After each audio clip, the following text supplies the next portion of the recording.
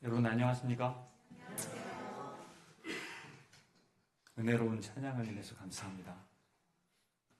우리에게 주시는 하나님의 말씀입니다. 시편 11편에 있는 말씀을 좀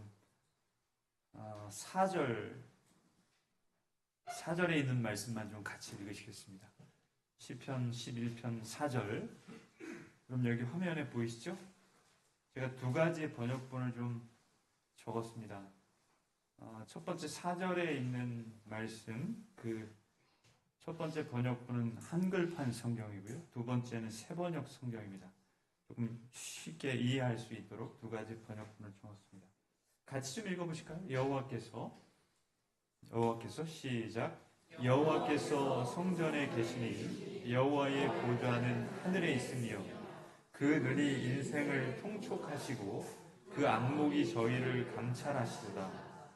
이번에는 새번역 성경인데요. 제가 좀 읽겠습니다. 여러분 눈으로 좀 읽으십시오. 주님께서 그의 성전에 계신다. 주님은 그의 하늘 보좌에 앉아 계신다. 주님은 그의 눈으로 사람을 살피시고 눈동자로 꿰뚫어 보신다. 조금 우리 이해를 쉽게 하기 위해서 두 가지 번역본을 좀 살폈습니다. 오늘 인생은 알고 가는 것이 아니라 믿고 가는 것이다 라고 하는 말씀의 제목입니다. 인생은 알고 가는 것이 아니라 믿고 가는 것이다.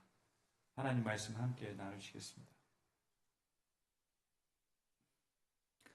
헤밍웨이가 쓴 불후의 명작입니다. 노인과 바다라고 하는 소설이 있는데 거기 이제 주인공은 산티아고라고 하는 어부입니다.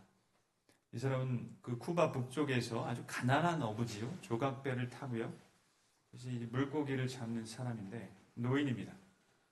근데 이제 이 산티아고에 그 조수가 있어요. 이웃에 살고 있었던 마놀린이라고 하는 어린아이입니다.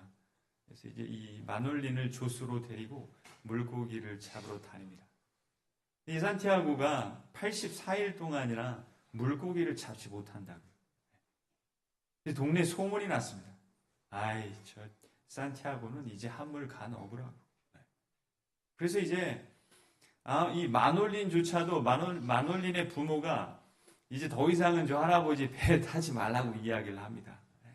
이 수치예요, 이 산티아고한테는. 그래서 이제 혼자 낚시를 하게 됩니다. 조각배를 타고요.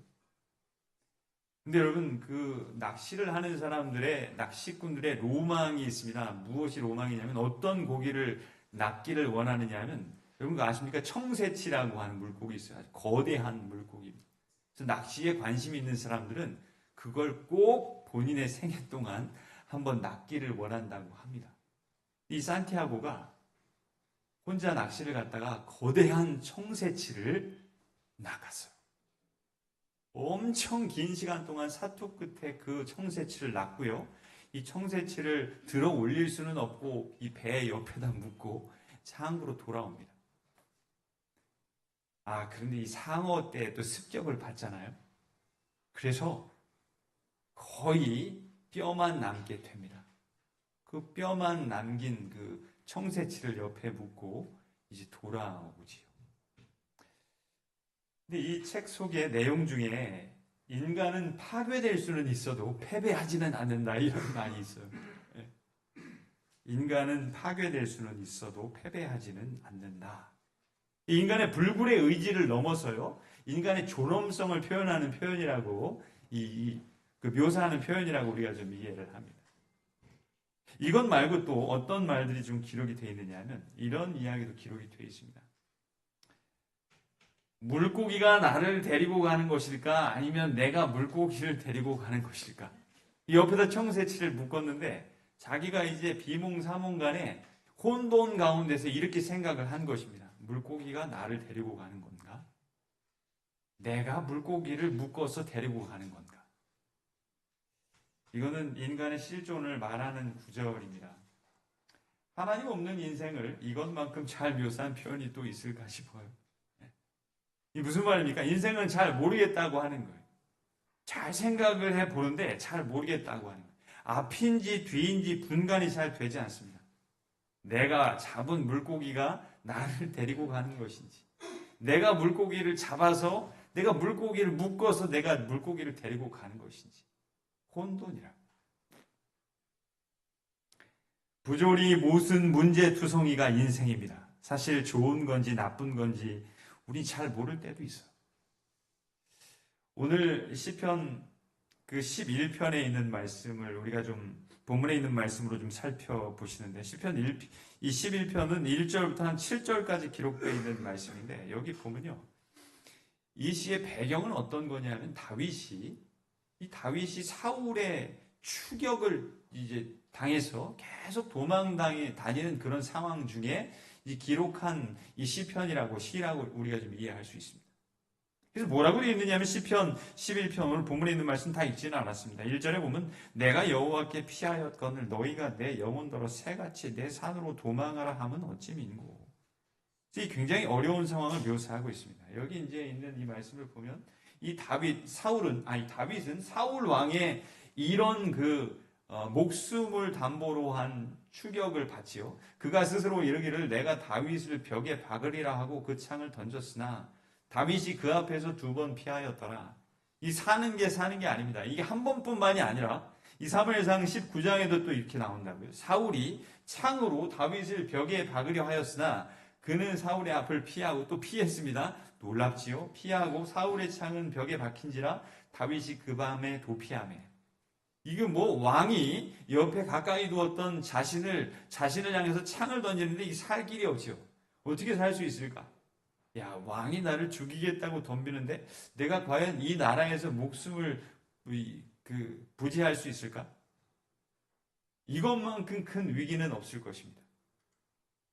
그래서 이제 시편 오늘 방금 전에 제가 읽은 것처럼 오늘 본문에 있는 말씀 1절 11편 1절에 보면 내가 여호와께 피하였거늘 너희가 내 영혼더러 새같이 내 산으로 도망하라 하면 어찌 민고. 여기 뭐라고 그랬어요?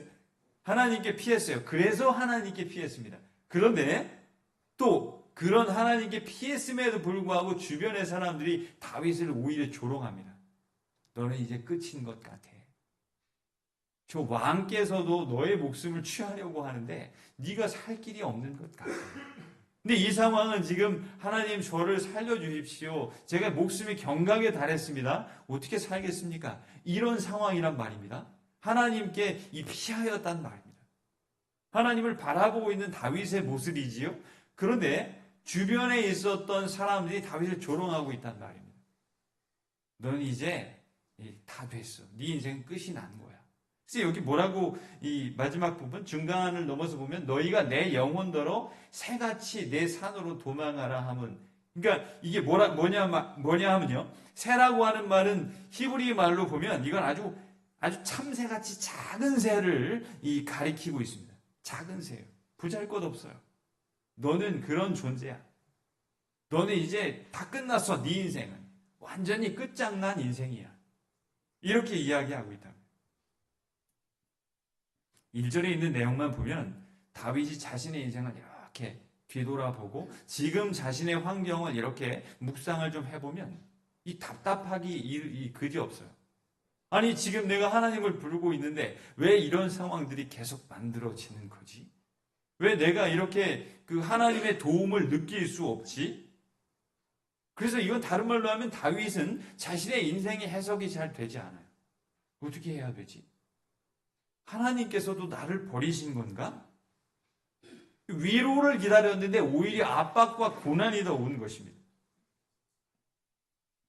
다윗에게 있어서 도대체 알 수가 없어요. 이런 배경을 가지고 이 시편 11편을 우리가 좀 살펴보면서 시편 11편에 보면 특별히 우리가 읽으셨던 4절에 있는 말씀을 보면 그래도 하나님은 다윗의 피난처라고 하는 사실을 분명하게 말씀해 주시고 있다. 어떻게 이런 상황임에도 불구하고 하나님은 다윗의 피난처가 되실 수 있었을까? 이걸 우리가 좀 4절에 있는 말씀을 통해서 찾아보아야 되는데 우선 첫 번째 11편 4절에 여호와께서 어디에 계신다고 그랬어요? 성전에 계신다 그랬습니다. 이것은 다윗이 하나님을 믿는 믿음이었어요. 그래도 하나님은 성전에 계셔. 하나님이 나를 직접적으로 인도하시고 계시는 것 같지는 않고 느낌으로 하나님의 임재를 느낄 수 없을 뿐이지 하나님은 나를 생각하고 계시지. 하나님은 계셔. 하나님은 계셔. 분명히 계시고 나와 함께 하셔. 라고 하는 그 믿음의 표현이란 말입니다. 여러분, 하나님의 존재의 확실함을 우리가 늘 느끼고 살게 되면 우리 마음이 평안해져요. 그 하나님의 손길을 내가 직접적으로 누릴 수 없는 믿음의 상태일 수 있어요. 그런데 내 믿음이 그래도 하나님은 성전에 계신다. 나를 주목하고 계신다. 성전에 계신다라고 하는 존재의 확실함을 내 마음속에 갖고 살게 되면 여러분, 우리는 그분이 피난처라고 하는 사실을 마음속에 확신하고 살 수 있는 거예요. 여러분, 아이들의 능력은 부모의 존재라고 하지 않습니까? 아이들이 잘 자랄 수 있는 것은 부모가 건강하게 존재하는 것만으로도 아이들의 능력은 발휘가 된다. 이 하나님이 성전에 계신다, 하늘에 계신다가 다윗의 믿음이었어요. 그래서 다윗 인생의 터전이었습니다. 터전. 11편 3절에 보면 터가 무너지면 의인이 무엇을 할꼬 그랬잖아요. 그 다윗은 늘 이거 잊지 않고 살았다는 거예요. 어려움이 와요.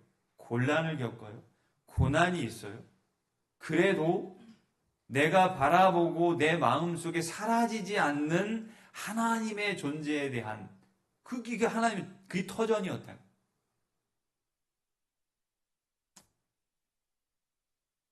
왜 상록수가 아름다운가 하면 늘 똑같은 모습으로 그 자리에 있으니까 아름다운 것입니다.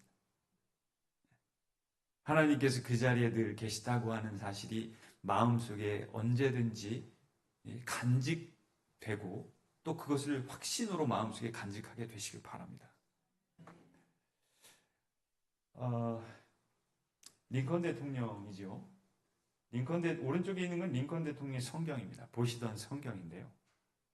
여기 보면 그 링컨 기념관에 이 성경이 보관되어 있습니다. 근데 이분이 이 성경을 읽으시면서 이렇게 자리가 나서 깊게 패여 있는 곳이 있어요. 그게 어떤 말씀이냐면요. 이 말씀이에요. 시편 34편 4절. 그게 패여 있어요. 그러니까 그걸 계속 넘기시고 그 주목해서 보셨다고 하는 거죠. 여러분, 국가를 통치한다고 하는 것은 가장으로 사는 것도 어려운 일인데 국가를 통치하는 것이 보통 어려운 일이 아니죠. 그 어려움을 만날 때마다 마음속에 되뇌고 이 마음속에 간직했던 말씀입니다. 같이 읽어보실까요? 시작. 내가 여호와께 구하매 내게 응답하시고 내 모든 두려움에서 나를 건지셨도다. 아멘. 이게 링컨 대통령의 터전이었어요.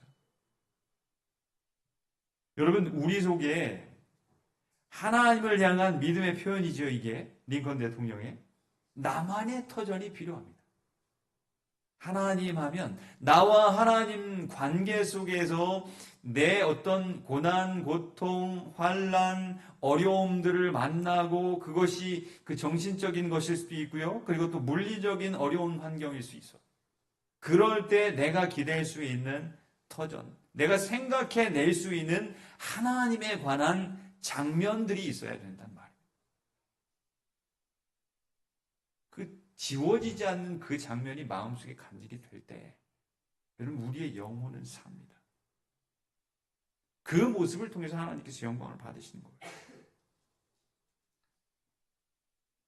두 번째 피난처가 되실 수 있는 이유는, 다윗에게 있어서 두 번째 피난처가 되실 수 있는 이유는요, 하나님은 사람을 살펴보신다는 거예요. 근데 이게 개역 한글판 성경에서는요, 이 한자를 썼습니다. 통촉하십시오 하나님, 이런 말을 썼다고요.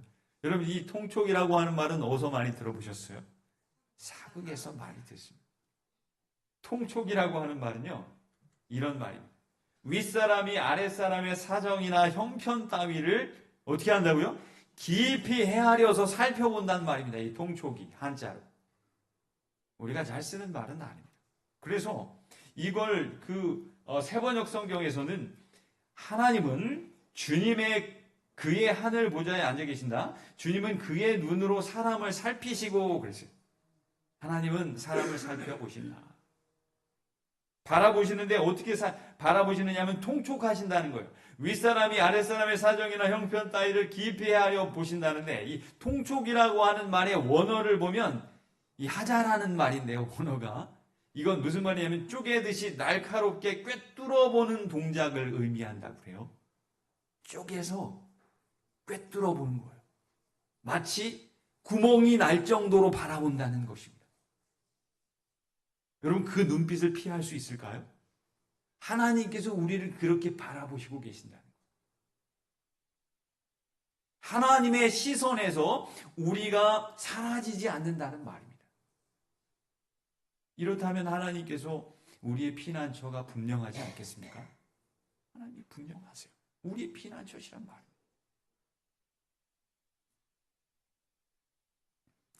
현대인은 외로운 것 같아요. 우리가 우리를 이렇게 살펴봐도 외로움을 느낍니다. 수많은 사람들과 함께 살아가고 있지만 외로움을 느끼면서 살아갑니다. 그래서 이 밀란 쿤데라라고 하는 위대한 소설가는 그런 책을 쓰기도 했어요. 참을 수 없는 존재의 가벼움이라. 우리가 정말 여러 사람들과 함께 살아가기 때문에 좀 이렇게 안정된 삶을 사는 것 같은데 우리 존재를 이렇게 들여다보고 이렇게 살펴보면은 이 새털처럼 가벼운 것이 내 인생이라고 하는 사실을 인식한 거예요. 그래서 여러분 우리도 모르는 사이에 아주 발버둥을 치면서 사는 것 같다는 생각도 듭니다. 나 좀 알아주세요, 여러분. 여러 가지 SNS를 통해서 우리의 모습을 드러내지 않습니까? 내가 이렇게 잘 살고 있다고. 여러분 SNS 계정을 통해서 잘 못 나온 사진들을 올려놓는 분은 아무도 없어요. 웃고 환하게 웃고요. 제일로 행복했을 때 표정의 사진들을 다 올려놓으시지 않습니까? 그래서 어떤 사람들의 이게 정말 멋있는 모습들을 보면 참 불행해질 때도 있어요. 나의 지금 상태는 안 그런데 이 사람은 늘 행복한 것 같아. 이렇게 여러분 우리가 느끼지 않습니까? 그래서 많은 사람들이 SNS를 하지 않는 사람들도 있다고 그래요. 그걸 보면 너무 부러워서 저 사람은 더 행복한가 봐. 어쩌면 저렇게 아름다운 가정이야? 우리 집은 그렇지 않은데. 내 마음은 이렇게 문드러지는데 저 집사님은 저 장로님은 맨날 행복하신가 봐. 나이도 안 드시는 것 같아.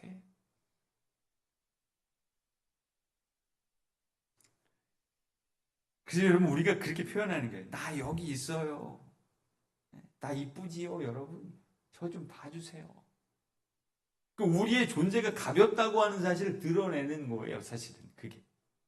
저 좀 알아봐 주세요. 알아봐 주지 않으면 날아갈 것 같은 우리의 마음 상태입니다. 근데 여러분 하나님 안에서 우리 존재는 절대로 가볍지 않다고 분명히 가르쳐 주시고 있어요. 어떻게 바라보시고 계신데요? 쪼개듯이 날카롭게 꿰뚫어 보고 계시다는 거예요. 그분의 시선에서 우리가 절대로 놓쳐지지 않는 날 주목해서 보시고 있어요. 마치 우리가 쪼개질 것처럼 뚫어질 것처럼 바라보시고 계시다니까요. 우리가 잊혀진 존재가 아니에요.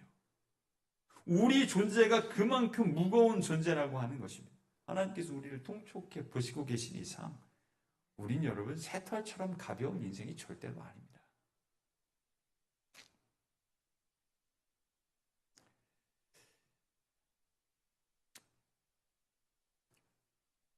하나님께서 천지를 창조하신 이후에 너를 구원했어. 이렇게만 말씀해 주셔도 참 감사한 일입니다. 그런데 어떻게 하셨어요? 그것만으로도 정말 충분한데 당신의 아들을 보내주셨어요. 그래서 우리가 살게 해주셨단 말입니다. 우리가 어떻게 가벼운 사람들입니까?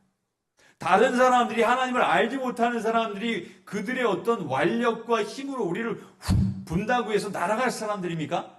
날아갈 사람들이 아니라고요. 하나님께서 죄된 연약한 우리의 몸을 사셨어요. 그래서 우리가 주님 안에 있는 이상 우리는 절대로 움직이지 않을 반석 위에 있는 사람들임을 우리가 꼭 기억하십시오. 우리 하나님이 피난처세요. 다윗이 그걸 잊지 않았단 말입니다. 세 번째, 이 피난처가 다윗에게 피난처가 되실 수 있었던 이유는 뭐냐면 하나님은 감찰하신대. 여러분, 감찰이라고 하는 말도 우리가 잘 안 쓰죠. 이 한다는 말 11장 4절에 여호와께서 그 성전에 계시니 여호와의 보좌는 하늘에 있으며 그 눈이 인생을 통촉하시고 그 안목이 저희를 뭐 하신다고 그랬어요? 감찰하신다 그랬어요. 근데 이게 감찰하신다는 말이요, 히브리 말로는 바한이라고 하는 말인데요, 이 말은 불로 금속을 뭐 해본다는 거예요? 시험해 본다는 말입니다.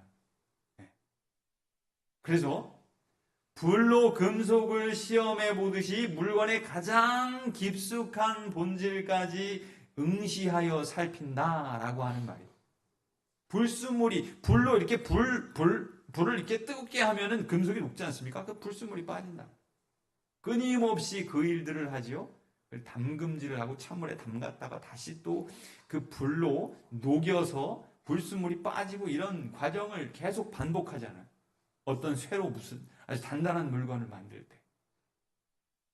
그래서 이거는 계속 시험을 해보듯이 그 물건 속에 들어있는 불순물들을 다 이렇게 그 본질까지 주목해서 바라보시고 계신다고 하는 그런 말입니다, 이게. 여러분, 우리가 이 물건을 만들어서 시험을 해본 후에 팔면은 그 불량품이 더 이상 나오지 않을 거예요. 시험을 해보고 파는데 어떻게 불량품이 나오겠습니까? 그래서 이건 무슨 말이냐면요, 하나님께서 감찰하신다라고 하는 말은 다른 말로 하면요, 하나님은 실수하지 않으신다는 말이에요. 왜냐하면 이 시험해 보고 뭔가를 하시는 분이니까 절대로 하나님의 손에 우리의 삶을 맡기면 우리 인생은 실패하는 인생이 아니란 말입니다. 하나님께서 우리를 감찰하시는 하나님임을 인해서 우리가 꼭 그 하나님을, 그 피난처 되시는 하나님을 마음속에 간직하게 되시길 바랍니다. 그 CCM 찬송에도 그런 복음성가 있잖아요. 하나님은 실수하지 않으심이라. 가만히 생각해 보면 정말 은혜로운 찬송입니다.